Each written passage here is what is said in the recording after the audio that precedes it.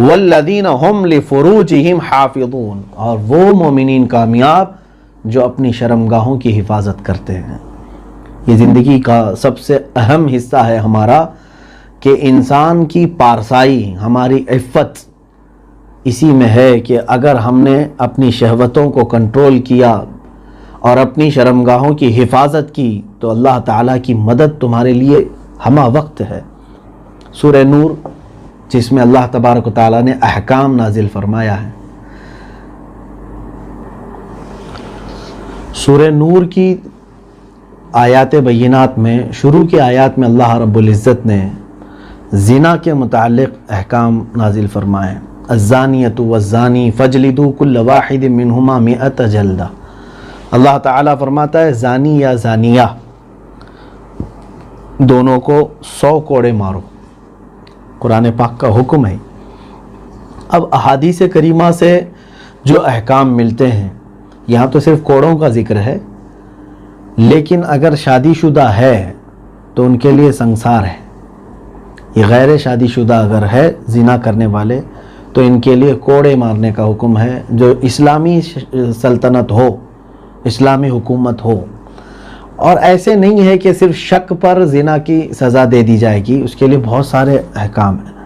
یعنی ان دونوں کو دیکھا ہوا ایسا ہو، 4 گواہ ہوں جنہوں نے سوئی میں دھاگا پروتے ہوئے جس طرح سے دیکھتے ہیں اس طرح سے دیکھا ہو اور وہ گواہی دیں، یا تو پھر انہوں نے اقرار کیا ہو، تب جا کر کے اسلامی سزا کا نفاذ ان کے اوپر ہو سکتا ہے۔ اور ایک بات میں آپ کو بتا دوں، زنا کیا ہے؟ شادی سے قبل کسی بھی مرد کا کسی عورت سے تعلق قائم کر لینا اسلام میں یہ سب سے بھیانک جرم ہے، بہت ہی خطرناک گناہ ہے۔ بڑے گناہوں میں، گناہ کبائر میں اس کا شمار ہے۔ اگرچہ دنیا اس کو فیشن سمجھے اور لوگ یہ سمجھیں کہ یہ تو ایک نارمل سی چیز ہے، ہر آدمی اپنا جنسی سکون کیوں نہیں حاصل کرتا جہاں سے چاہے وہاں سے؟ نہیں میرے عزیزو، اللہ تعالیٰ نے ہمیں بنایا ہے اور ہم اسی کے قانون کے مطابق چلیں گے۔ اور سب سے بڑی چیز ہمارے دین میں، اسلام میں، نسب کی حفاظت ہے۔ نسب کی حفاظت سب سے بڑی چیز ہے۔ اگر آپ کا پیدا ہونے والا بچہ مختلف لوگوں کے نطفوں کے شرکت سے آئے تو اس کو کس باپ کا نام دیا جائے گا؟ شادی کا قانون اگر نہ ہو تو کسی بچے کا کوئی باپ ہی نہیں ہوگا۔ جیسے آج بہت سارے یورپین کنٹریز میں اولاد ایسی ہیں جن کو ان کے خود کے باپ کا نام معلوم نہیں، کیونکہ ان کی ماؤں نے عیش کیا ہے، شادی نہیں کیا ہے، اور ان سے جو بچے ہوئے ان کی وہ پرورش بھی کر رہی ہیں، رکھ بھی رہی ہیں، اور گورنمنٹ بھی پال رہی ہے۔ لیکن یہ دنیا کی ایک بہت گری ہوئی ایسی حرکت ہے۔ میں سمجھتا ہوں کہ اگر یہی نظام رہا تو پھر انسانوں میں اور جانوروں میں کوئی فرق نہیں ہے، کہ جانوروں کا بھی کوئی نسب ثابت نہیں رہتا۔ یہاں پر اللہ تبارک و تعالیٰ نے ہمیں جو دین عطا فرمایا ہے، اس میں عورت کی طہارت، پاکیزگی، عفت اور ساتھ ہی ہمارے نسب کی حفاظت، یہ بہت ہی اہم چیزیں ہیں ہمارے پاس۔ اور پھر اس کے علاوہ دنیا آج نئی تحقیقات سے یہ بھی بتا رہی ہے کہ عورت کو اللہ تعالیٰ نے جس طرح سے بنایا ہے، اس عورت کے ساتھ اگر ایک مرد تعلق قائم رکھا ہے تو یہ نیچرل ہے، اس کے لیے نیچرل ہے، قدرتی طور پر ہے۔ لیکن وہی عورت اگر ایک مرد سے زیادہ لوگوں سے اپنا جنسی تعلق رکھتی ہے تو بیماریوں کے بڑھنے کے اندیشے 90% سے زیادہ ہیں۔ ایڈز جیسی خطرناک بیماریاں انہی عورتوں سے آئیں جنہوں نے اپنے جسم کو کئی مردوں کے لیے سپرد کیا۔ تو جب آپ کو معلوم ہے کہ دنیاوی تحقیقات بھی یہ بتا رہی ہیں تو اللہ تعالیٰ نے ہمیں اس طرح کی ہولناکیوں سے بچانے کے لیے یہ نظام رکھا ہے۔ لوگ آج اس کو ہلکے میں لے رہے ہیں کہ نکاح کرنے کے بعد بھی وہی ہم کو کام کرنا ہے، تو نکاح سے پہلے وہ کام کیوں نہیں ہو سکتا؟ میرے عزیزو، ایک قانون بھی تو کوئی چیز ہوتی ہے۔ پوری دنیا قانون کے اعتبار سے چلنا چاہتی ہے۔ آپ ظاہر سی بات ہے کسی دکان میں جا رہے ہیں خرید و فروخت کے لیے، ایسا تو نہیں ہوتا نا کہ آپ کپڑا لینے کے لیے گئے اور اٹھا کر کے لائے اور کپڑا کاٹ کے پہن بھی لیا اور دوسرے کو دے بھی دیا اور پیسے کی اس کے بات ہی نہیں ہوئی۔ اس کو کہتے ہیں کہ خرید و فروخت نہیں ہوئی، اٹھا کر کے چوری کیا ہے تم نے۔ ہاں، آپ اگر دلیل میں کہیں ارے میں تو وہ لینے ہی والا تھا تو پہلے ہی لے لیا تو کیا فرق پڑتا ہے؟ ایسا تو نہیں ہوتا. خرید و فروخت میں بھی آپ دیکھیں گے کہ بات طے ہو جاتی ہے, اس کو مالک کو اس کے پیسے دیں گے, آپ سامان لیں گے, تب آپ کے استعمال میں وہ چیز آتی ہے. نکاح بھی اسی طرح کا ایک ایگریمنٹ ہے, ایک کانٹریکٹ ہے کہ آپ دونوں کو قانونی اعتبار سے شوہر اور بیوی کا اختیار دیا گیا, اور پورے معاشرے میں کہا گیا کہ اب اس عورت کے ساتھ کوئی دوسرا تعلق نہ رکھے کیونکہ یہ فلاں مرد کی اب ہو چکی ہے.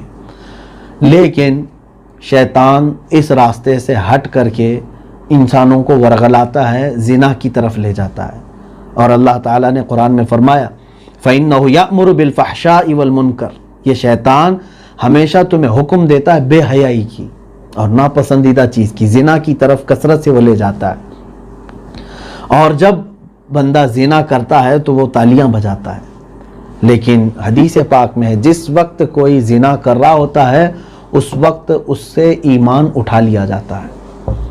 ایمان کی حالت میں کوئی بندہ زنا نہیں کر سکتا, اس کا ایمان معلق ہوتا ہے, اٹھا لیا جاتا ہے. اور یہ زنا اسلام میں اس قدر سخت ہے جس کی وجہ سے اس کی سزا بھی سخت رکھی گئی. آج لوگ جگہ جگہ پر تنقید اگرچہ کریں کہ اسلام میں سنگسار کرنے, پتھروں سے مار کر ہلاک کرنے کی سزا ہے, کوڑے مار کر کے ختم کرنے کی سزا ہے. میرے عزیزو, ہاں اس کی وجہ صرف اور صرف یہ ہے کہ اسلام پورے معاشرے کو بھیانک بیماریوں سے بچانا چاہتا ہے. آج تم ایک کو وائرس لگ جائے تو اس کو مار رہے ہو, یہ اور بات ہے کہ ٹریٹمنٹ کا اعلان کیا جا رہا ہے, لیکن کئی جگہوں پر یہ بھی باتیں آئی ہیں کہ ان لوگوں کو مار دیا گیا ہے. کچھ کنٹریز کی ایسی باتیں آئی ہیں. کیوں؟ تاکہ یہ دوسروں کو نہ پھیلے. زنا کا وائرس بھی ایسا ہے کہ وہ معاشرے میں رہتے رہتے کئی لوگوں کو اپنے چنگل میں لے لیتا ہے. اور حیرت کی بات یہاں پر یہ ہے کہ قانونی اعتبار سے ہم جس ملک میں رہ رہے ہیں یہاں پر بھی اپرادھ ہے. ایک مرد کسی عورت کے ساتھ چھیڑخانی کرے, جرم ہے کہ نہیں؟ بغیر اس کی رضا کے جا کر کے اس کے ساتھ خلط ملط کر لیا, اس کے ساتھ تعلق قائم کیا, یہ بھی یہاں پر قانونی جرم ہے, ریپ کا کیس لگے گا اس کے اوپر.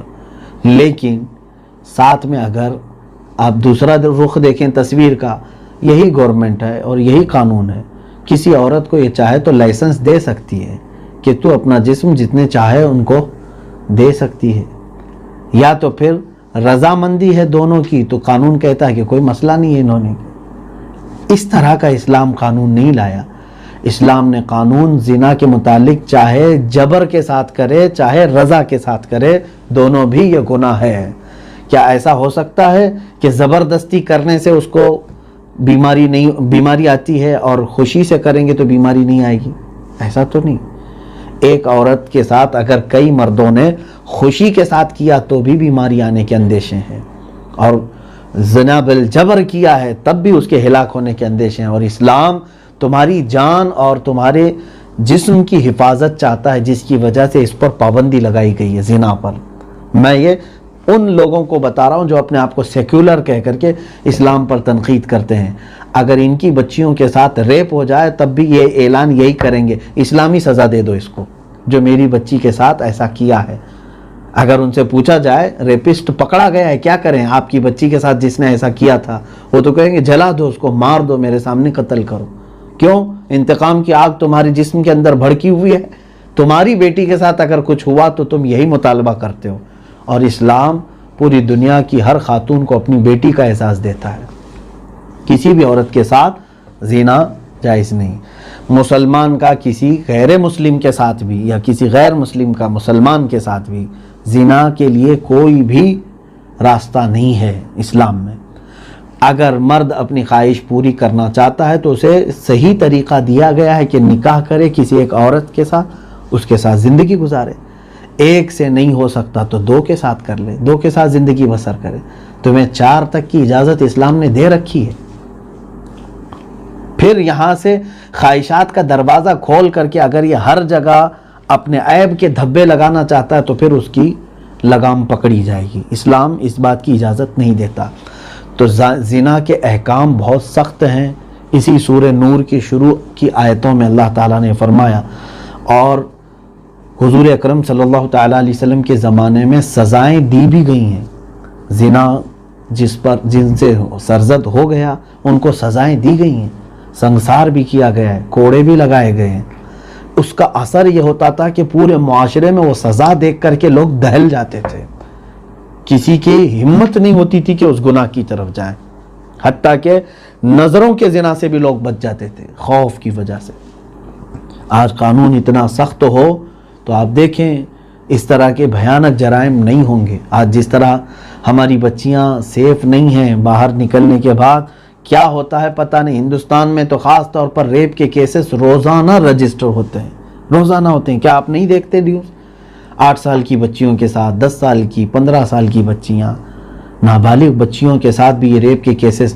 پوری دنیا نے ایڑی چوٹی کا زور لگایا ہے ہمارے تمام ماحول کو، ہماری آئیڈینٹیٹی کو، اسلامی کلچر کو پورے طور پر ختم کرنے کے لیے۔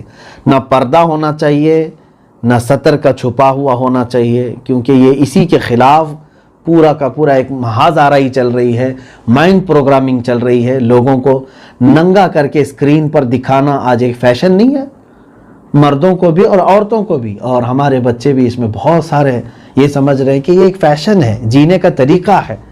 بے حیائی کو عام کر کے آج لوگ یہ سمجھ رہے ہیں کہ یہ ایک فیشن ہے، نیو کلچر ہے۔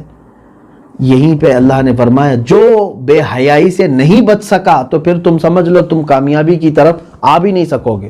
اللہ کی مدد جن مومنوں کے لیے ہے اس میں اللہ نے یہ فرمایا جنہوں نے بے حیائی سے اپنے آپ کو روکا ہے۔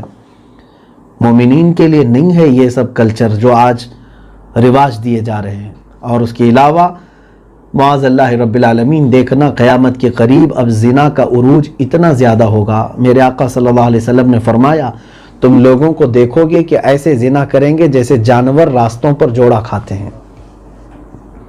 جانوروں کو کوئی تمیز نہیں، ان کا پاس عقل بھی نہیں ہے، تو وہ جہاں پائے اپنی مادہ کے ساتھ شریک ہو جاتے ہیں۔ تو انسانوں کے اندر بھی یہ کیفیت آ جائے گی، اور یہ مغربی ممالک آج اس چیز میں ملوث ہو چکے ہیں۔ ان کے ہاں سر عام عورتوں کو باہوں میں لے کر بیٹھنا اور ان کے ساتھ غلیظ حرکتیں کرنا یہ کوئی معیوب بات نہیں ہے۔ سڑکوں پر، پارک میں، بیچ پر، اور نہ جانے کیسے ایسے علاقے خاص کر دیے گئے ہیں جہاں عریانیت کے ساتھ یہ سارے کام جیسے جنگل میں جانوروں کے ساتھ ہوتے ہیں اسی طرح سے انسانوں کے ساتھ ہو رہے ہیں۔ تو کیا آپ سب مومنین و مومنات بھی اس کلچر کو ایڈاپٹ کرو گے؟ اور جس دن تمہارے اندر یہ بے حیائی آئی، یہ کلچر آیا، اللہ تبارک و تعالیٰ کا غضب بھی تمہارے ساتھ ہوگا، مدد کی کوئی وہ سوچنا بھی نہیں، اور نہ ہی کامیابی ہے تمہارے لیے۔